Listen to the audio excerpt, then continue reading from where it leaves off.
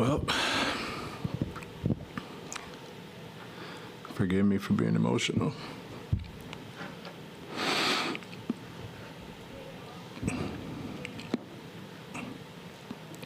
I think that you guys don't know this.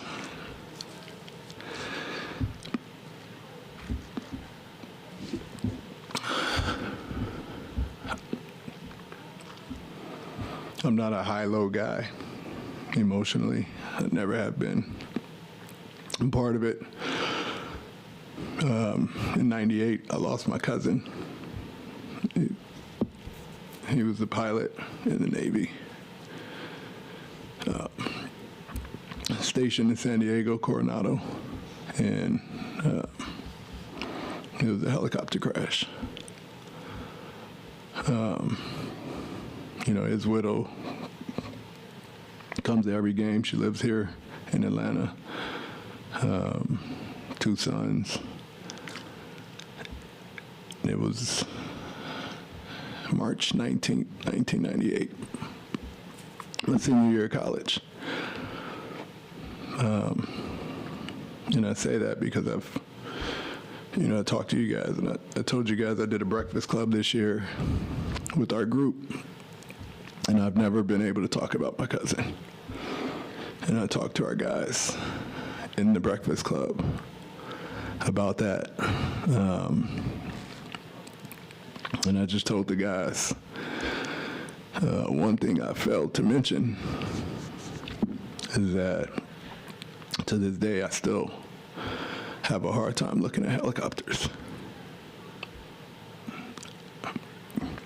There's just certain things you don't get over. Today's that day. I never had a personal relationship with Kobe.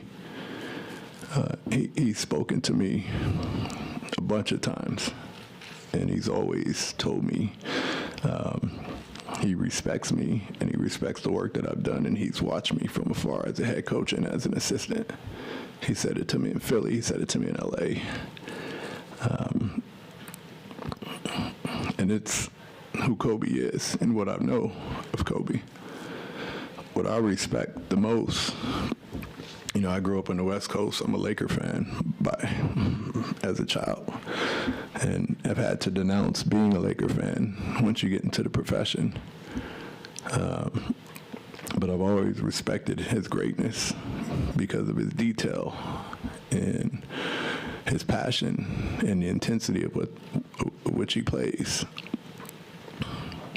But there's nothing more than the respect I have for him as a father. Every image you see of him post-retirement is with his daughters and with his family. Everything you see online, on Twitter, is about positivity. He's encouraging others, retweeting positive comments to others. And I think it's been the biggest transformation of a competitor to a human being that I've ever seen. And that's the sad part about today, is he was someone that everyone looks up to, especially this generation of players. And to see the way he was coming out of retirement and playing to being just a leader of people, WNBA, AAU programs, children's books. We lost a leader. And, it's hard. Our locker room is shaking, the NBA is shaking, the community is shaking, everyone is. Because at the end of the day, you respect what he's been able to accomplish for so many years in so many different ways.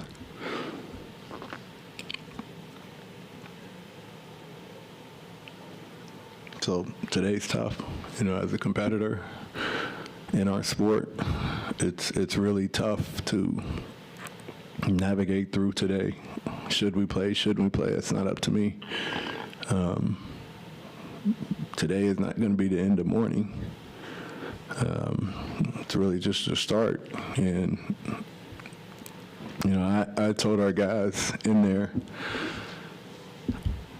I'm not a high-low guy, and why, and they understood that because of the Breakfast Club. They know my story.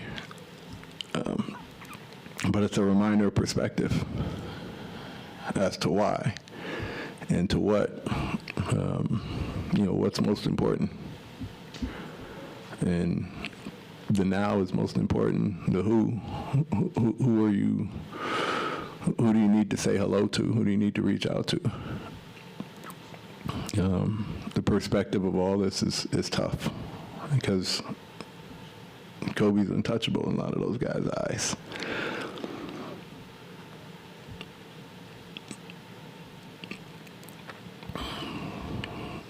Any questions?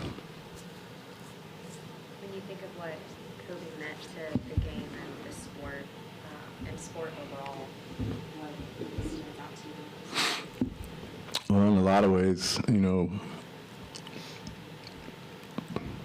when we speak of greatness, we speak of the accomplishments. What any competitor knows about Kobe is the work and the detail. The understanding of the NBA rule book so he can find an advantage offensively. Being there early, working on, footwork of one post move for an hour and the repetition of it. Hiring, and I know the guy, hiring Mike Procopio to do his personal scouting reports and know exactly how every defender is going to defend them, where they're going to help from.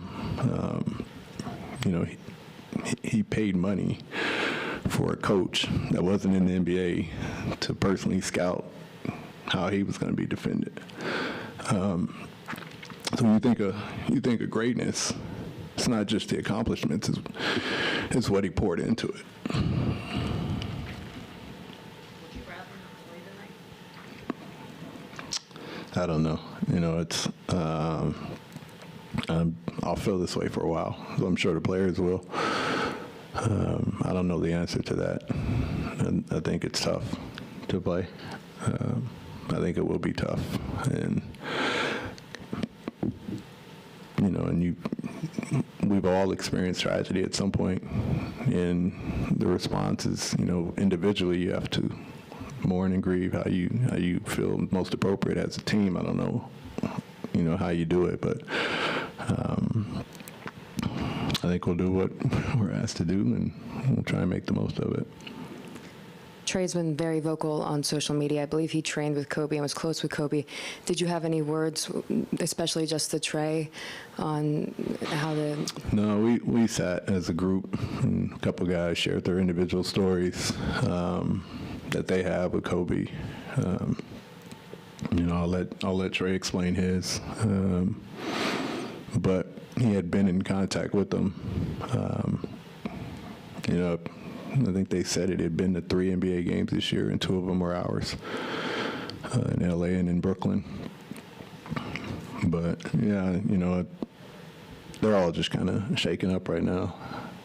I can't imagine that you've experienced anything like this as a head coach. So if you do play, how do you coach a game like this?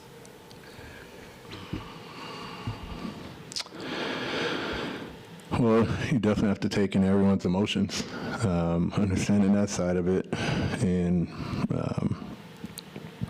at some point, and I don't know if today is the day, but at some point, the perspective and the reality of it kicks in, and understanding, what do you learn? Especially from a player like Kobe, it's what would Kobe have done? How would he have approached it? What made him great? And to honor him is to duplicate what he's done, which is compete, prepare,